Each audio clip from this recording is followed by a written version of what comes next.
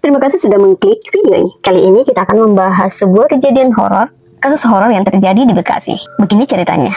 Jadi awal mulanya kasus ini bisa terungkap adalah ditemukannya jenazah wanita di sebuah rumah. Dan wanita ini adalah seorang debt collector di salah satu koperasi. Yang lebih nahnya lagi, bukan cuma wanita debt collector ini yang ditemukan, tapi ada korban lainnya, juga seorang wanita yang kemudian kerangkanya ditemukan di septic tank. Nah, ini pula yang membuat rumah si pelaku ini menjadi horor, guys.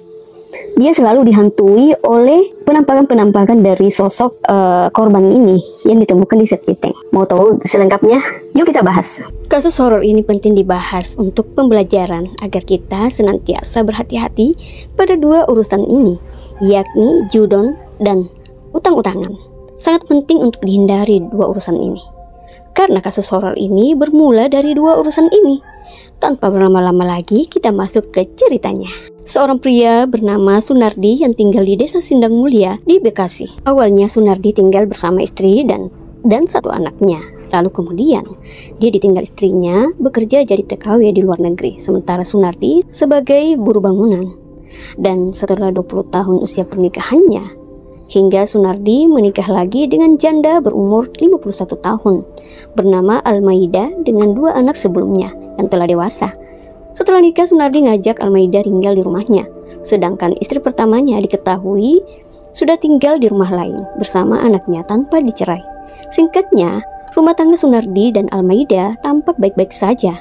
Namun, akhirnya Almaida tahu sifat asli suaminya itu yang punya kelakuan gak benar karena kecanduan judon yang tentu saja sering menghabiskan uangnya. Dan juga Sunardi pemarah, sering KDRT jika kehabisan uang saat judon.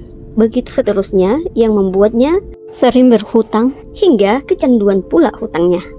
Jadi bukan cuma kecanduan judon nih yang gak habis pikir lagi. Sunardi juga sampai jual motor anak tirinya dengan alasan mau buat usaha yang sebenarnya untuk modal judon lagi. Sehingga Almaida dan anaknya mulai tahu sifat buruknya sampai hubungan mereka pun jadi buruk. Bahkan Sunardi menggadaikan sertifikat tanah Almaida secara diam-diam ke dalam bank swasta sebesar 50 juta. Untuk apa? Ya pastinya judon lah, terutama. Entah kenapa tiba-tiba Almaida berniat ngurus surat tanahnya atas nama anaknya, tapi kok sertifikat itu nggak ada di tempatnya. Lalu Almaida nanya ke Sunardi yang gak mau ngaku. Namun setelah didesak, Sunardi ngaku telah menggadaikan sertifikat itu untuk tambahan modal usaha katanya. Tapi Almaida tahu itu bohong dan minta buktikan usahanya apa dan di mana. Jelas Sunardi tak bisa buktikan karena emang itu cuma bohongan aja.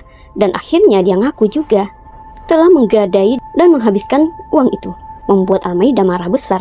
Akhirnya mereka pisah ranjang dan pindah ke rumah lain yang tak jauh dari rumah Sunardi.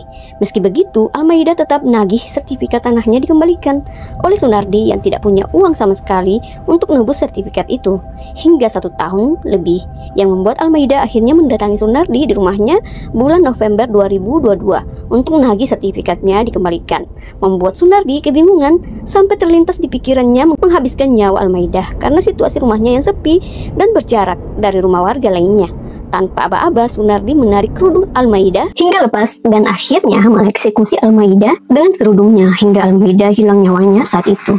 Setelah memastikan nggak ada nafas lagi, Sunardi jadi bingung mau diapain jenazahnya. Tiba-tiba terpikir untuk membuang di septic tank belakang rumahnya yang memang sepi dan tak mungkin dilihat orang. Setelah itu Sunardi jadi lega dan beraktivitas seperti biasa, seolah tak terjadi apa-apa. Sementara Edi, anak Almaida, gelis menantikan kepulangan ibunya yang sebelumnya pamit pada Edi mau ke rumah Sunardi. Sehingga Edi pun bergegas mencari ibunya ke rumah Sunardi. Tapi Sunardi berkata jika dia sudah lama tak bertemu Almaida, membuat Edi pulang dengan tangan kosong sampai nggak lagi mendengar kabar ibunya. Dan setelah itu kabarnya Sunardi rujuk kembali dengan istri pertamanya yang tanpa tahu apa saja yang sudah terjadi di rumah itu. Namun Sunardi dan istrinya mulai mengalami gangguan-gangguan mistis di rumah Sunardi itu, seperti barang-barang atau perabotan sering jatuh di dapur. Misalkan malam itu saat Sunardi dan istrinya bersantai, tiba-tiba mereka mendengar suara orang ngobrol, padahal tidak ada orang di sana. Bahkan tercium aroma bunga melati dan pandan di dapur, membuat mereka ketakutan. Dan Sunardi pun berdoa di atas septic tank dan berharap tidak ada lagi gangguan. Sementara Edi, anak Almaida, makin hari makin cemas karena ibunya tak kunjung kembali kembali, membuat Edi mendatangi Sunardi di rumahnya lagi dan bertanya, dan jawaban Sunardi tetap tidak tahu di mana Almaida. Sebenarnya Edi mulai curiga dengan Sunardi, namun karena gak ada bukti dan Sunardi pun tahu jika Edi mulai curiga padanya, dia pun coba mengirim SMS ke Edi menggunakan HP Almaida untuk mengirim pesan minta agar anak-anak Almaida tidak mencarinya karena Almaida sudah pergi jauh.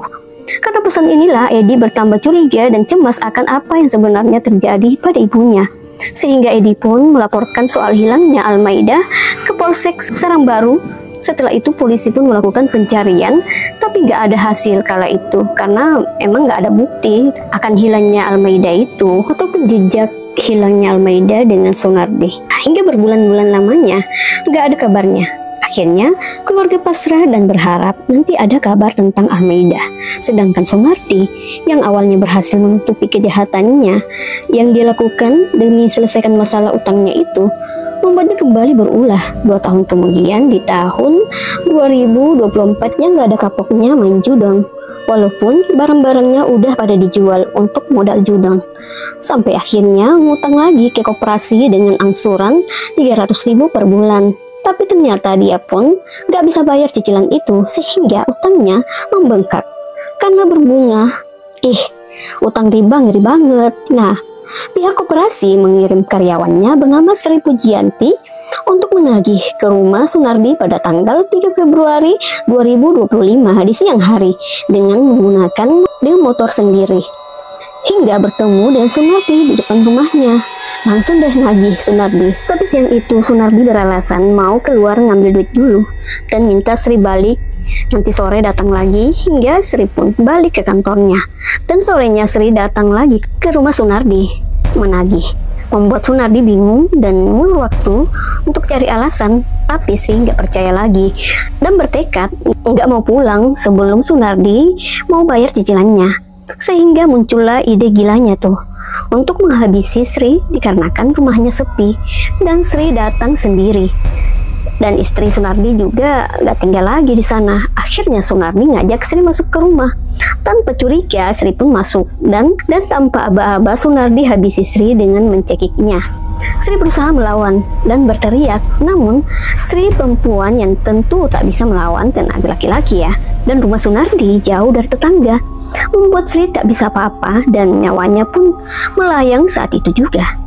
Dan setelah memastikan Sri sudah tiada, Sunardi pun mengikat tangan dan kaki Sri dan dibawalah ke kamarnya untuk disimpan di balik kasur yang bersandar ke dinding yang rencananya tengah malam akan dibuangnya ke septic tank yang ada di belakang rumahnya. Nah, karena sore itu dia takut ketahuan karena motor Sri masih terparkir di depan rumahnya, jadinya dia langsung membawa motor itu untuk disimpan di penitipan motor yang ada di Rumah Sakit Medirosa di wilayah Cibarusa yang gak jauh dari rumahnya itu. Lalu dia balik ke rumah dengan entengnya ya. Di sisi lain, karena sudah sore, Sri gak pulang-pulang juga dan juga gak bisa dihubungi ya, jadinya keluarganya pun cemas, bingung akan keberadaan Sri.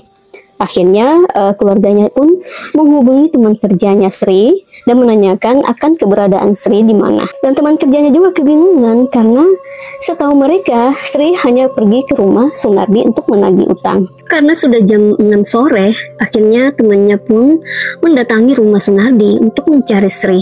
Dan mereka bertemu dengan Sunardi dan Sunardi menjawab bahwa Sri sudah pulang dari tadi sore. Karena mereka tidak punya bukti untuk mencurigai Sunardi, makanya mereka percaya saja dan pulang tanpa menemukan Sri. Sebenarnya mereka sudah curiga dengan Sunardi, tapi ya apalah daya. Hingga sampai malam, Sri juga tidak kembali. Kantornya heboh tuh dengan hilangnya Sri. Begitu juga dengan keluarga Sri yang mulai resah. Nah, akhirnya mereka memutuskan untuk nemuin teman-temannya Sri di kantor. Dan setelah ketemu, teman-teman Sri menjelaskan bahwa mereka curiga kepada Sunardi. Mereka yakin bahwa hilangnya Sri ada hubungannya dengan Sunardi. Waktu udah tengah malam, di sekitaran jam 12 malam, mereka pun sama-sama mendatangi rumah Pak RT Sunardi untuk menjelaskan akan kecurigaan mereka pada Sunardi. Akhirnya Mereka dan Pak RT-nya sama-sama mendatangi rumah Sunardi, yang kebetulan saat itu Sunardi akan membuang tubuh Sri ke septic tank. Tiba-tiba dikagetkan dengan suara ramai orang berdatangan ke rumahnya, termasuk Pak RT-nya. Lalu Pak RT dan lainnya bertanya tentang keberadaan Sri. Disitulah Sunardi mulai gugup, tapi masih tetap mengatakan bahwa Sri sudah pulang dari tadi sore. Dan melihat kegugupan dari Sunardi, keluarga dan para teman-temannya Sri langsung curiga nih, dan meminta izin untuk ngecek ke rumahnya. Dan masuklah mereka ke dalam rumah Sunardi, termasuk ngecek kamarnya Sunardi. Lalu mereka melihat kasur yang disandarkan di dinding. Mereka penasaran apa yang ada di balik kasur itu. Setelah mereka ngecek ke sana, betapa kagetnya mereka, ternyata tubuh Sri sudah kaku di situ. Hingga membuat suasana malam itu jadi riuh dan para warga yang lain pada berdatangan untuk melihat apa yang sebenarnya terjadi di rumah Sunardi. Karena inilah Sunardi pun ditahan oleh warga dan Pak RT-nya pun melaporkan peristiwa ini kepada pihak kepolisian di Polres Metro Bekasi, yang nggak lama kemudian polisi pun datang. Jadinya jenazah Sri pun dievakuasi ke Rumah Sakit Polri Kramat Jati yang ada di Jakarta Timur. Sedangkan Sunardi pun akhirnya ditahan dan diperiksa oleh kepolisian. Dan Sunardi sudah tidak berkutik lagi saat itu. Akhirnya dia mengakui bahwa dia telah menghilangkan nyawa Sri karena kebingungan untuk membayar utang-utangnya. Karena kasus ini menjadi heboh tentang Sunardi dan rumahnya, membuat Edi, anak Almaida, yang saat itu masih mencari-cari ibunya yang hilang 2 tahun yang lalu, dan curiga kepada Sunardi tapi nggak punya bukti. Jadinya dia pun mendatangi rumah Sunardi yang saat itu sudah jadi TKP yang diselidiki oleh pihak kepolisian. Dan Edi pun langsung melaporkan kecurigaannya ini kepada kepolisian akan hilangnya Almaida 2 tahun yang lalu di tahun 2022. Setelah pamit pergi ke rumah Sunardi untuk menagih sertifikat tanah yang digadaikan Sunardi saat itu. Karena inilah Sunardi pun akhirnya diinterogasi soal hilangnya Almaida. Saat itu Sunardi pun sudah tidak berkutik lagi dan dia sudah pasrah akan keadaannya. Dan akhirnya dia pun mengakui bahwa dialah telah melenyapkan Almaida dan jenazahnya dibuang di septic tank yang ada di belakang rumahnya. Dengan pengakuannya ini, itu langsung membuat situasi jadi riuh lagi. Karena inilah kepolisian pun langsung membongkar septic tank yang ada di belakang rumahnya. Dan ternyata benar saja ada tulang belulang yang lengkap dengan pakaian milik Almaida. Temuan ini pun langsung dievakuasi dan dibawa ke Rumah Sakit Polri Kramat Jati untuk diselidiki lebih lanjut. Setelah diuji DNA-nya dan hasilnya menunjukkan bahwa itu memang benar-benar Almaida. Yang pasti kabar ini membuat kaget keluarga Almaida, dan Sunardi pun terancam 15 tahun penjara. 15 tahun penjara tapi korbannya 2, itu gimana ya? Ini belum pasti teman-teman. Yang semoga saja Sunardi ini dapat dihukum seberat-beratnya. Demikianlah kasus horor kita kali ini ya.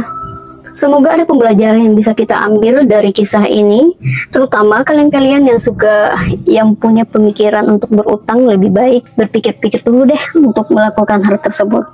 Begitu juga bagi kalian yang punya kerjaan menagih-nagih gitu ya, sebaiknya hati-hati. Dan kalau bisa nggak usah deh jadi debt collector, soalnya banyak sekali kasus yang terjadi di mana debt collectornya justru jadi korban oleh nasabahnya sendiri.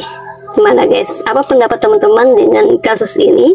Kasus horor kita kali ini. Ya teman-teman, demikianlah ceritaku. Sampai jumpa di konten selanjutnya. Terima kasih sudah menyimak. Apabila ada salah-salah kata, mohon dimaafkan ya. Bye. Assalamualaikum.